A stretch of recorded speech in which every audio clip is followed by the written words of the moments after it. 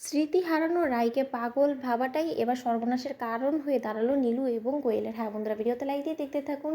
রাইয়ের accident সম্পর্কে জানা মাত্র এক মুহূর্ত অপেক্ষা না করে রাইয়ের গোটা পরিবার এবং পুলিশ সমেত যখন হসপিটালে গিয়ে পৌঁছায়, রাইয়ের সম্মুখীন হয়, ঠিক সেই সময় পুলিশ সকল পরিবারকে বলতে থাকে যে দেখুন, আপনারা এক্ষুনি ওনার উপরে গিয়ে হুমড়ি খেয়ে পড়বেন না।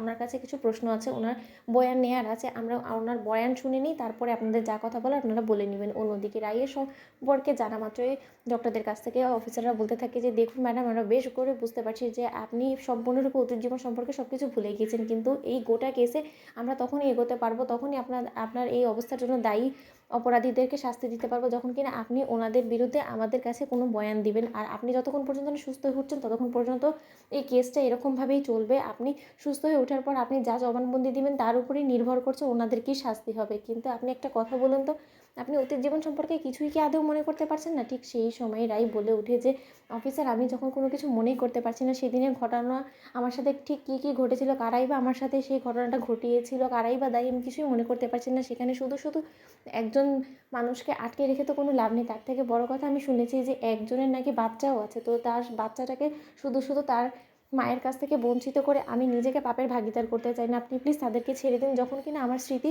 ফিরে আসবে তখন যদি আমার মনে হয় যে না, ওরাই আসল দোষী আমার এই অঘটনের জন্য, তাহলে হয়তো বা আমি তাদের এগেনস্টে চার্জেস আনবো।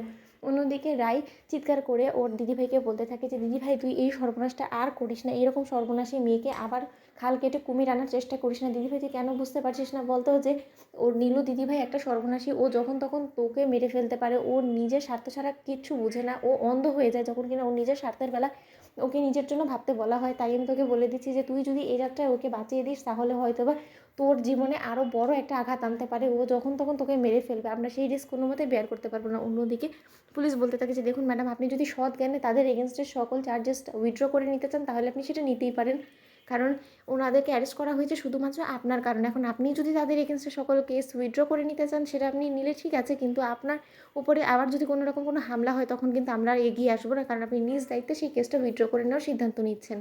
অন্যদিকে রাইয়ের দাদাভাই বলতে থাকে যে রাই, তুই জানিস না, তোর অতীত জীবন থেকে শুরু করে এখনও পর্যন্ত বর্তমানে তোর যা কন্ডিশন, সেই সব কিছুর জন্য নীলু দায়ী। ও ওই শহর ছেড়ে পালাতে চেয়েছিল শুধুমাত্র ও তোকে মেরে ফেলার চক্র দলের সদস্যের সাথে প্ল্যাটিং করেছে বিধায় ধরা পড়ে যাওয়ার হাত থেকে বাঁচার জন্য। তাহলে নিশ্চয়ই তুই বুঝতে পারছিস, সেটা পরিষ্কাররূপে এটাই বোঝা যাচ্ছে যে ও সম্পূর্ণরূপে এই গোটা গ্যাংয়ের সাথে যুক্ত ছিল আর ওই এই প্ল্যানে সামিল ছিল তোকে মারার জন্য। তাহলে তুই কেন বারবার করে ওকে ক্ষমা করে দিয়ে ওকে এরকম অপরাধ করার জন্য সুযোগ করে দিচ্ছিস বলতো?